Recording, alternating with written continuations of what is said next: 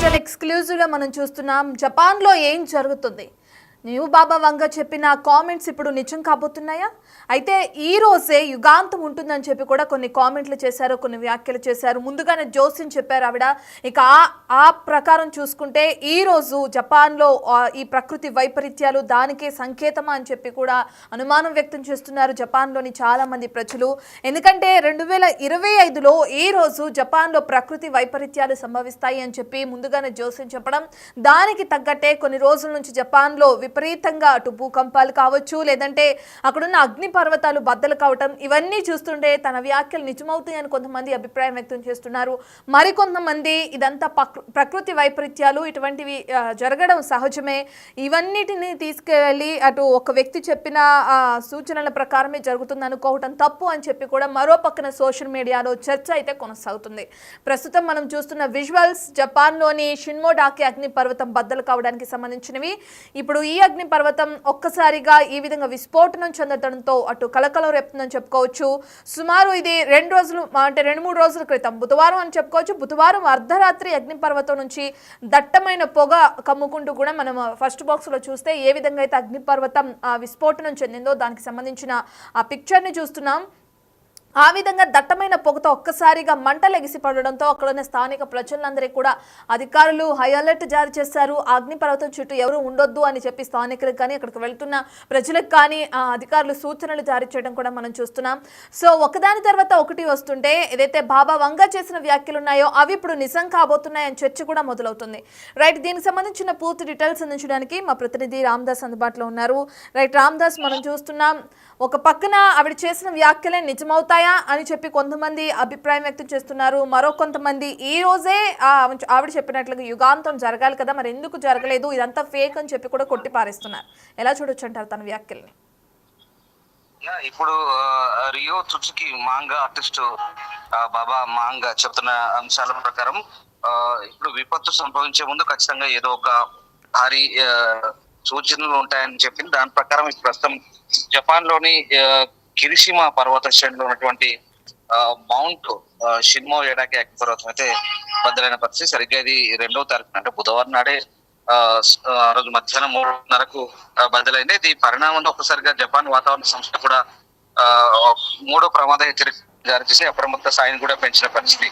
దీని ద్వారా 2 మైళ్ళ పరిధిలో రాళ్లు, అలాగే దానికి సంబంధించినటువంటి బూడిద కావచ్చు, ఆ రకమైనటువంటి పైరోక్లాస్ట్ ప్రవాహాలు ఏంటంటే లావా ప్రవాహం ఉంటుందని చెప్పారు. అప్రమత్తంగా ఉండమంటూ సూచించిన పరిస్థితి. అయితే ఇక్కడ మనకు ఒకటి రిలవెంట్ గా ఇక్కడ భారీ భూకంపానికి, ఈ సెస్మిక్ యాక్టివిటీకి, ఓటాన్ యాక్టివిటీకి చాలా రిలవెంట్, చాలా దగ్గర సంబంధం ఉంటుంది. ఎందుకంటే ఎప్పుడైతే వల్కానిక్ యాక్టివిటీ ఉంటుందో భూమి పొరల్లో ఉన్నటువంటి ఆ ఒత్తిళ్లు రాపిళ్లు గురైన నేపథ్యంలోనే తిరిగి సముద్ర గర్భంలో కూడా ఏళ్ల సంవత్సరాల కింద అంతర్భాగమైనటువంటి పర్వతాలు కూడా బద్దలవుతుంటాయి సైంటిఫిక్ గా ఇదంతా కూడా. సో ఆ నేపథ్యంలో అక్కడ మనకు యురేషియన్ ప్లేట్స్, అలాగే పసిఫిక్ టెక్టానిక్ ప్లేట్స్ కదలికలు ఇవన్నీ కూడా సెట్ చేసుకుంటున్న క్రమంలో భారీ భూకంపం మీద కూడా సంభవించే అవకాశం ఉందని శాస్త్రవేత్తలు చెప్తున్నారు. ఇదంతా సైంటిఫిక్. అండ్ అదర్ సైడ్ ఇక్కడ బాబా వాంగ చెప్తున్న దాని ప్రకారం ఈ జూలైలో ఖచ్చితంగా ఒక భారీ విపత్తు అయితే సంభవించబోతుందంటూ ఆమె చెప్పినటువంటి ద ఫ్యూచర్ ఐస్ అంటే నేను దర్శించిన భవిష్యత్ పేరుతో స్వయంగా ఆమె రాసిన పుస్తకం అయితే ఇప్పుడు పెను సంచలనంగా మారుతుంది. ఈ నేపథ్యంలో జూలై 5th డిజాస్టర్ పేరుతో ప్రస్తుతం ట్రెండ్ అవుతున్న నేపథ్యంలో ఈ వరుస ఘటనలన్నీ కూడా దానికి బలం చేకూర్చే విధంగా ఉన్న పరిస్థితి కనబడుతుంది. ప్రధానంగా ఇప్పుడు జపాన్ వ్యాప్తంగా కూడా ఇదే ఆందోళన కనిపిస్తుంది. ముఖ్యంగా ఆ విపత్తుకు ముందు జరిగే పరిణామాల ఆ పర్యవసానాలంటూ కూడా చాలా మంది దీనికి సంబంధించి చర్చించుకుంటున్న పరిస్థితి. ఇప్పటికే జపాన్ వ్యాప్తంగా టోకరా దీవుల్లో దాదాపుగా 10-12 దీవులు టోకరా దీవుల్లో ఇవాళ కూడా కుషు ప్రాంతంలో అక్కడ 5.5 మాగ్నిట్యూడ్ తో ఎర్త్ క్వేక్ వచ్చింది. దాన్ని కూడా శాస్త్రవేత్తలు ఎప్పటికప్పుడు అధ్యయనం చేస్తున్న పరిస్థితి. కానీ ఆశ్చర్యకరంగా ఇప్పటి వరకు శాస్త్రవేత్తలు అయితే సునామీ హెచ్చరికలు అయితే జారీ చేయని పరిస్థితి. ప్రధానంగా బాబా వాంగ చెప్తున్నటువంటి ప్రెడిక్షన్ ఏదైతే ఉందో దీని అంతటి కూడా అంటే శాస్త్రవేత్తలు ఖండిస్తున్న పరిస్థితి. ఇప్పటివరకు అయితే దానికి శాస్త్రీయ నిరూపణ లేదు, ఆధారం అంటే లేదు అంటే వాళ్ళు ఖండిస్తున్న పరిస్థితి. కానీ చాలా మంది మాత్రం చాలా క్లియర్ గా దీనికి సంబంధించి ఒక వాదన లేవనెత్తున్నారు. ఖచ్చితంగా గతంలో తాను చెప్పిన అంశాలను చాలా వరకు నిజమయ్యాయి. డయానా మృతి కావచ్చు, బ్రిటన్ యువరాణి, అలాగే బరాక్ ఒబామాకు సంబంధించి కావచ్చు, 2011 సునామీకి సంబంధించి కావచ్చు, కరోనాకు సంబంధించి కావచ్చు, ఇంకా అనేక అంశాలు తను చెప్పిన అంశాలు తను ఊహించి ఒక బుక్ రూపంలో పెడుతుంది, ఆర్ట్ రూపంలో రాస్తుంది, దాన్ని తిరిగి బుక్ లో రాస్తుంది అని చెప్తున్నారు. వాస్తవానికి 20 ఏళ్ల ప్రాయంలోనే చూపు కోల్పోయిన తుత్సుకి వాంగాగా మారి ఒక కొండ ప్రాంతంలో బల్గేరియాలో నివసిస్తుంది. సో ఆమెని చాలా మంది నమ్ముతుంటారు. ఆమె చెప్తున్నటువంటి ప్రిడిక్షన్ కోసం చాలా మంది వెళ్తుంటారు.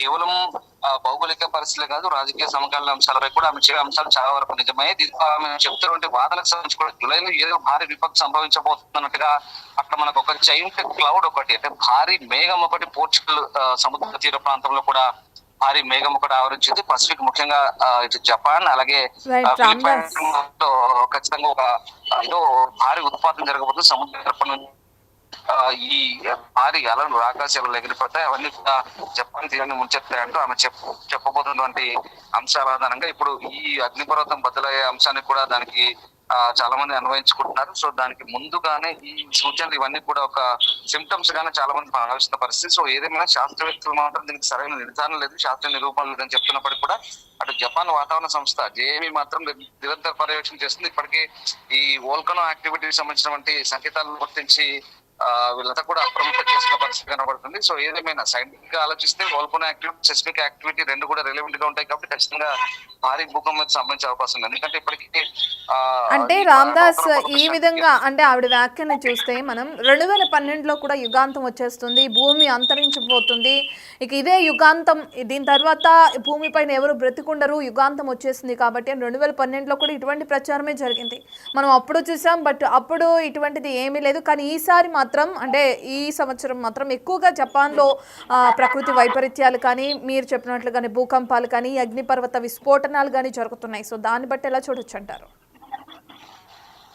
అంటే ఇప్పుడు ఈమె చెప్తున్న అంశాల ఆధారంగానే ఇప్పుడు ట్రెండింగ్ అవుతున్న పరిస్థితి సోషల్ మీడియాలో. అంటే ఈమె చాలా కష్టంగా ఊహించి చెప్తారు అనే ఒక నానుడు అయితే ఉంది. ఆమె చెప్పిన అంశాలు చాలా వరకు దాదాపు నిజమైన పరిస్థితి. అంటే మనం ఇక్కడ నమ్మే వాళ్ళకి నమ్మకం ఉంటుంది, నమ్మని వాళ్ళకు పెద్దగా పట్టించుకుని దాచుకుంటాయి. కానీ ఇక్కడ మనం కూడా చెప్తున్నాం, వ్యూవర్స్ అడ్వైస్ కూడా అదే చెప్తున్నాం.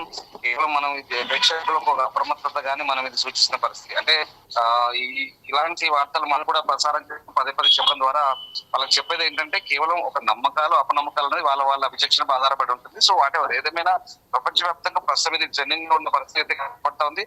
సో ఇప్పటికైతే ఈ బాబా వాంగా చెప్తున్న ప్రకారం చాలా ఖచ్చితంగా దీనికి సంబంధించిన అంశాలు అయితే ఇప్పుడు మనకు చాలా క్లియర్ గా కనిపిస్తున్నాయి. సింప్టమ్స్ అన్ని కూడా కనిపిస్తున్న పరిస్థితి కనబడుతుంది. సో ఇప్పటికైతే ఈ అగ్నిపర్వత సంబంధించినటువంటి వోల్కనో యాక్టివిటీ కావచ్చు, అలాగే భూకంపాలు మనం ఒకటి చూడండి, వరుస భూకంపాలు ఈ గత వారం రోజుల్లో దాదాపు 1000కి పైగా భూకంపాలు అయ్యాయి. అలాగే ఇవాళ కూడా కుషు ప్రాంతంలో 5.5 మ్యాగ్నిట్యూడ్ తో వచ్చాయి, కూడా 5 అబవ్ మ్యాగ్నిట్యూడ్ తో ఉన్న పరిస్థితి. జపాన్ లో సాధారణంగా సంవత్సరానికి 1000-1500 వస్తాయి, కానీ గడిచిన 15 రోజుల్లో ఇప్పటికే 1000కి పైగా భూకంపాలు వచ్చిన పరిస్థితి. ఇప్పటికి జపాన్ టూరిజం అంతా దెబ్బతిన్న పరిస్థితి కనబడుతుంది. జపాన్ కు రావాలంటేనే భయపడుతున్నారు. అలాగే చాలా మంది పాశ్చాత్యులు ఎవరు దాదాపుగా కొంత ఇలాంటి ప్రెడిక్షన్స్ పెద్దగా పట్టించుకొని నమ్మరు. కానీ ఇప్పుడు బాబా వాంగ్ చెప్తున్నటువంటి అంశాలు కూడా చాలా వరకు ఇంట్రెస్టింగ్ గా ఉంటున్నాయి. చాలా మంది భయాందోళనకు గురవుతున్న పరిస్థితి. అంటే ఎప్పుడు ఏ క్షణం ఏం జరగబోతుందో దాన్ని యుగాంతంగా భావిస్తారా, లేదా కేవలం పసిఫిక్ తీర ప్రాంతము జపాన్ గానీ లేదా ఫిలిప్పైన్స్ లేకుంటే పసిఫిక్ సముద్రాన్ని ఆనుకున్నటువంటి ఇంకా కొన్ని దేశాలు, తీర ప్రాంత దేశాలకే ఇది పరిమితం అవుతుందని మనం క్లారిటీగా చెప్పలేదు. కానీ ఏదేమైనా ఒక భారీ సెస్మిక్ యాక్టివిటీ, వోల్కనో యాక్టివిటీ అయితే ఉంది, దాగి ఉందని సైంటిస్టులు కూడా చెప్తున్నారు. కానీ ఇక్కడ వాంగా చెప్తున్నటువంటి ప్రెడిక్షన్ కి ఏమాత్రం సంబంధం లేదు. ఖచ్చితంగా అదంతా కూడా దాన్ని కొట్టిపారేసిన పరిస్థితి. దీనికి ఎలాంటి నిరూపణ లేదంటే వాళ్ళు చెప్తున్న పరిస్థితి కనబడుతుంది. సో మొత్తం మీద అంటే ఆమె రాసిన సంఘటనలు 1999లో ఆమె ఈ రియో టచ్ కి ఎవరైతే ఉన్నారో ఫ్యూచర్ ఐస్ ఆ పేరుతో ఆమె 1999 లోనే రాశారు ఇవన్నీ కూడా.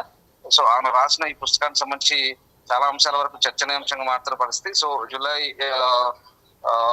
2025లో జపాన్ భారీ ప్రకృతి వైపరీత్యం తాకబోతుందంటూ ఆమె చెప్పిన ఘటనకు సంబంధించి అయితే ఇప్పుడైతే ఒక భారీ చర్చ అయితే సాగుతుంది. సో నిన్నటి నుంచి కూడా గత 2-3 రోజుల నుంచి కూడా ప్రపంచవ్యాప్తంగా చర్చ అవుతుంది. అంతర్జాతీయ మీడియాలో కావచ్చు, మన జాతీయ మీడియాలో కావచ్చు, రాష్ట్ర వ్యాప్తంగా దేశవ్యాప్తంగా అన్ని కూడా జరుగుతున్న పరిస్థితి. సో ఏదేమైనా ఈ బల్గేరియన్ కాలజ్ఞాని ఎవరైతే ఉన్నారో వాంగ్ ఆమె చెప్తున్నట్టు దివ్య దృష్టి దానికి సంబంధించిన అంశాలు ఎంతవరకు ముడిపడి ఉన్నాయి, నిజంగా ఆమె ఆ రహస్యాలన్నీ కూడా నిజంగానే ఊహించి చెప్తున్నారా, నిజంగా ఆ శక్తులు ఉన్నాయా, అంత అతీతమైన శక్తులు ఉన్నాయా, లేదా కేవలం ఒక ప్రిడిక్షన్ గానే భావించాల్సి వస్తుందా ఏంటనేది మనం ఇప్పుడు తేలాల్సి. ఏదేమైనా ఫ్యూచర్ కాలమే సమాధానం చెప్పబోతుంది. సో మొత్తం మీద గత విస్ఫోటనాలు అలాగే ఇవన్నీ కూడా కొంత రిలవెంట్ గా కనిపిస్తున్నాయి, చరిత్రకు కొంత లింకప్ అయినా కాబట్టి ఇప్పుడు మీరు చెప్పే అంశాన్ని బట్టి కూడా కొంత చాలా మంది ఊహించుకుంటున్న పరిస్థితి కనబడుతుంది. సో ఏదేమైనా ఇది ఆసక్తికరంగా మారుతుంది. ఇప్పుడు ఈ వోల్కనో యాక్టివిటీ, సెస్మిక్ యాక్టివిటీ అనేది చాలా దగ్గర సంబంధాలు ఉంటాయి కాబట్టి ఖచ్చితంగా ఒక భారీ విపత్తుకు ముందు జరిగే సంకేతాలు కానీ ఇది మనం భావించాల్సి ఉంటుంది. Right, thank you Ramdas. Right, ఇక మనం చూస్తున్నాం జపాన్లో ఎప్పటిలాగే కొన్ని వేల భూకంపాలు అనేవి సంభవిస్తూనే ఉంటాయి. అందులో భాగంగా గత కొన్ని రోజుల నుంచి కూడా జపాన్లో భూకంపాలు అనేవి రావటం కానీ లేదంటే అక్కడున్న అగ్నిపర్వతాలు విస్ఫోటనం చెందడం కానీ జరుగుతున్నాయి. అయితే ఇప్పుడు అక్కడున్న ప్రజలు ప్రధానంగా భయభ్రాంతులకి గురవడానికి కారణం బాబా వాంగా చేసిన కొన్ని కామెంట్స్కి సంబంధించి అని చెప్పుకోవచ్చు, లేదంటే ఆవిడ చెప్పిన జోసిం అని చెప్పుకోవచ్చు. ఇక ఆ కారణం చేత ఈ రోజే యుగాంతం ఉంటుంది, ఈ రోజే ప్రపంచం అంతమైపోతుంది అని చెప్పి కూడా జపాన్లో ఉన్న ప్రజలు ఆందోళన వ్యక్తం చేయడం కూడా మనం చూస్తున్నాం. ఇప్పటికే ఏదైతే ఆవిడ చెప్పిన జోస్యానికి సంబంధించిన కొన్ని వ్యాఖ్యలు వైరల్గా మారినాయో, ఇక దాని తర్వాత జపాన్కి సంబంధించిన టూరిజం కూడా బాగా దెబ్బతిందని చెప్పుకోవచ్చు. ఇక దీంతో జపాన్కి తిరిగి రావాలి, ఎటువంటివి ఏమీ జరగవు, మేము భారీ భద్రతా బాధ్యతలు కూడా తీసుకుంటున్నామని చెప్పి అక్కడున్న అధికారులు కూడా తెలియజేశారు. బహిరంగంగా ప్రకటనలు చేయడం, దీనికి సంబంధించిన కొంత న్యూస్ కూడా సర్క్యులేట్ చేసే విధంగా వాళ్ళు ఇది చేయడం కూడా మనం చూసాం. అయితే ఈ రోజు కూడా అక్కడ మళ్ళీ ఏదైతే భూకంపం రావడం కూడా చూస్తున్నాం. 5.5 తీవ్రతతో భూకంపం వచ్చింది. దానికి సంబంధించిన ట్వీట్ మనం స్క్రీన్ పైన చూస్తున్నాం. ఒక పక్కన బాబా వాంగా చేసిన వ్యాఖ్యలు నిజమవుతాయా, ఈ రోజు యుగాంతం వస్తుందా, చెప్పింది నిజం అవ్వబోతుందా అని చెప్పి అందరిలో ఆందోళన నెలకొంది. మరోపక్క సోషల్ మీడియాలో ఇటువంటి ప్రకృతి వైపరీత్యాలు అనేవి కొనసాగుతూనే ఉంటాయి. మనం 2012లో కూడా ఇదే విధంగా చూసాము. సో ఎవరో చెప్పిన జోస్యాన్ని నమ్మి మనం గుడ్డిగా ఇప్పటి నుంచే భయభ్రాంతులు చెందొద్దు, భయానికి గురి కావద్దు అని చెప్పి కూడా సోషల్ మీడియాలో చర్చ జరుగుతుంది. ఇక ఏదేమైనప్పటికీ ఇదంతా ఫేక్ న్యూస్ అని కొట్టిపారేసే వాళ్ళు కొంతమంది ఉన్నారు. ఇక ఇప్పుడు వస్తున్న భూకంపాలు కానీ అక్కడ జరుగుతున్న అగ్నిపర్వత విస్ఫోటనాలకి సంబంధించి కానీ నిజంగానే ఆవిడ చేసిన జోస్యం, ఆవిడ చెప్పిన జోస్యం కూడా నిజమవబోతుందని భయభ్రాంతులకి గురవుతున్న ప్రజలు కూడా జపాన్లో ఉండడం కూడా మనం చూస్తున్నాం. ఏదేమైనా బాబా వాంగ చేసిన వ్యాఖ్యలు ఎంతవరకు నిజమవుతాయి ఏంటి అనేది మనకు తెలియాల్సిందే.